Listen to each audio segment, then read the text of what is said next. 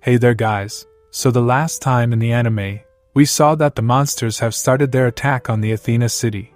But this shouldn't be happening because the purification power of the Fairy King had protected this city for ages. But there Lena found a baby unicorn who was protecting the townspeople, so she helped the little fella and moves out with Flower Hat to find the reason behind the monster invasion. They went over to the fairy crystal and saw a man had turned the purification stone into a miasma-attracting stone, so Flower Hat only saw one option in front of them. They have to shatter that crystal or else it will keep bringing out monsters. But if this crystal is destroyed, the city will face monster invasions again. And Lena knew they didn't have time to find a way to turn the purification crystal back to normal. That's why she goes along with Flower Hat's plan.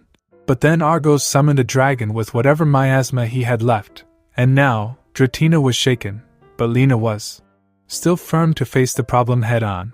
But on the other hand, Flower Hat was nearly exhausted from overuse of her magic. But that dragon was causing a rampage around the town, and now only Lena and Dratina could fight the thing. It was a reckless plan, but Dratina was on board to save the town. She used every bit of her power to make a kraken to buy a few seconds for Lena.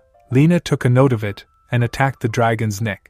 But sadly it didn't have much effect. Argos was enjoying seeing them all struggle in vain, so to make things more entertaining he infuses himself with the dragon.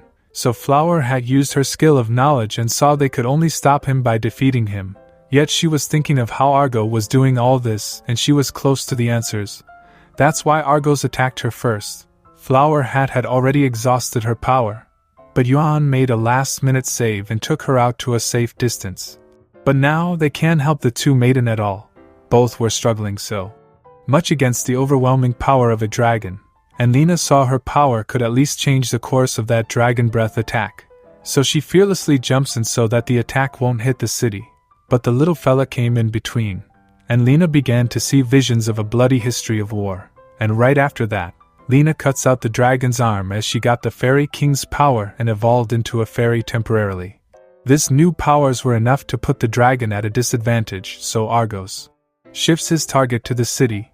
His main goal was to destroy the city, so he tried to hurry it up.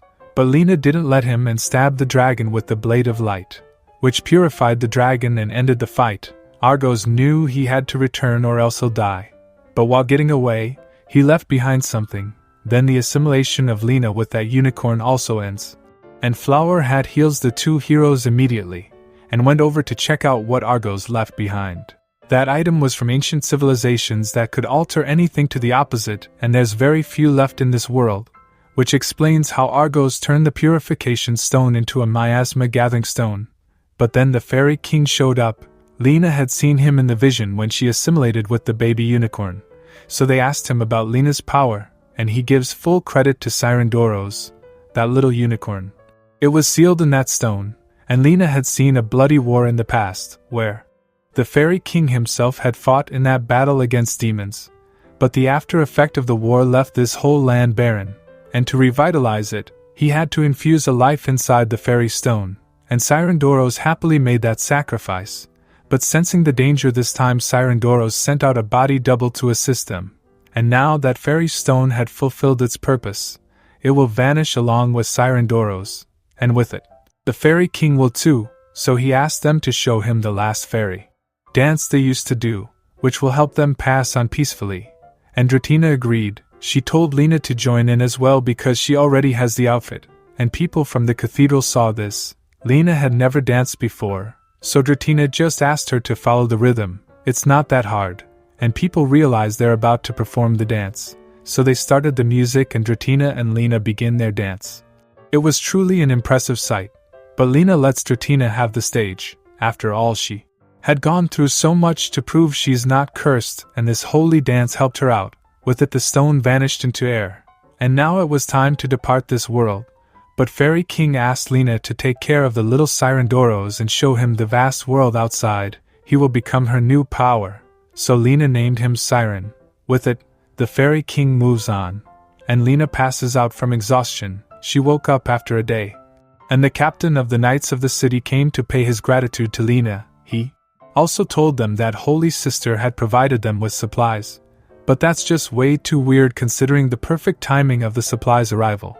because supplies to arrive from Holy City to Athena would take a few days, but it arrived just after the commotion ended last night, so Flower Hat revealed a top secret only the bureau heads know about. Holy Sister, the world thinks her skill is appraisal, but actually it's future sight, and based on what future she sees of a person's, she names the skill of that person. To put it simply, Holy Sister saw Lena's future of how she'll obtain a fairy power, so she named her skill Sword Saint, and she also saw Dratina using corpses as puppets at that Count's mansion, so she named her skill Necromancer. Now that just shows Holy Sister is up to something, so Flower Hat decided to keep an eye on Dratina and Lena. Dratina had so much trust in Holy Sister, but now it's shaken, so she chose to accompany Flower Hat to find out the truth, and since that got sorted out, Lena wanted to help the city in restoration, and Flower Hat was also planning to take things easy for now. But before heading out, Lena called Light to tell him she has somewhere else to go, but she'll get back after she completes her work, and Light promised he'll be stronger the next time they meet. But Holy Sister didn't want Light to survive, because with her future sight she saw Light will become a hindrance to her plan, so she wants to kill Light before that. Then afterwards, Monica prepared a fine sword for Light that could handle his sword god power, so now he could take off on his adventure to become the strongest. But in that adventure, Monica wished to join him, and Light had no problem with it and welcomed her with open arms. But before they left the city, Flower Hat had sent one of her people from the bureau to accompany Light. And that's where the anime comes to an end, but stay tuned to watch new upcoming anime episode recap, and for that, subscribe to the channel and hit the bell icon to get the latest updates. Until then, take care.